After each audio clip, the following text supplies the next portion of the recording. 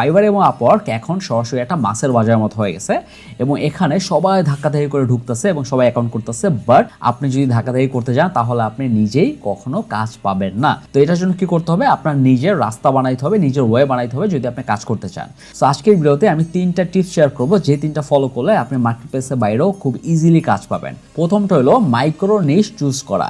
এখন আপনি যদি বলেন আপনি একজন গ্রাফিক ডিজাইনার, আপনি একজন ওয়েব ডেভেলপার এবং এই ওয়েতে যদি আপনি কাজ করতে চান মার্কেটপ্লেস এবং মার্কেটপ্লেসের বাইরে, তাহলে আপনি প্রবাবলি কাজ পাবেন না, কারণ ওই সেম টাইটেল দিয়ে সবাই কাজ করতেছে। আপনি মাইক্রো নিশ চুজ করবেন, আপনি দিতে পারেন যে SaaS ল্যান্ডিং পেজ ডিজাইনার, বা আপনি দিতে পারেন যে কনসালটেন্সি ওয়েবসাইট আপনি ডেভেলপ করতে পারবেন। এই টাইপের আপনাকে মাইক্রো নিশ চুজ করতে হবে এবং একটা ক্যাটাগরির ভিতরে আরো সাব ক্যাটাগরি বানাতে হবে এবং ওই সাব ক্যাটাগরি দিয়ে আপনি কাজ খুঁজবেন, তাহলে দেখবেন আপনার কাজ পাওয়ার সম্ভাবনা অনেক বেড়ে যাবে। আর সেকেন্ড টিপসটা হলো পাবলিক পোর্টফোলিও ক্রিয়েট করা। এখন আপনি লিঙ্কডইনে এবং ইনস্টাগ্রামে শুধুমাত্র যদি আপনার যে পোর্টফোলিওটা আছে সেটা আপনি কন্টিনিউয়াসলি শেয়ার করে যান, আপনি যে কাজ করতেছেন সেগুলো শেয়ার করেন, তাহলে দেখবেন যে ক্লায়েন্ট আপনাকে খুঁজে নেবে যদি আপনার কাজ ভালো হয়। এখন আপনার কাজ যদি ভালো না হয় তাহলে কিন্তু আপনি এই ক্লায়েন্ট হায়ার করবে না। অলওয়েজ মাথায় রাখবেন আপনার পোর্টফোলিওটা ভালো হতে হবে এবং সেটা যদি আপনি ইনস্টাগ্রাম এবং লিঙ্কডইনে শেয়ার করেন এবং আপনার যদি টাকা পয়সা থাকে তাহলে সেটা যদি আপনি বুস্ট করেন, তাহলে কিন্তু সেখান থেকেও ক্লায়েন্ট আপনাকে খুঁজে নেবে, আপনার ক্লায়েন্ট খুঁজতে হবে না। আর থার্ড টিপসটা হলো সরাসরি আপনি DM বা মেল করতে পারেন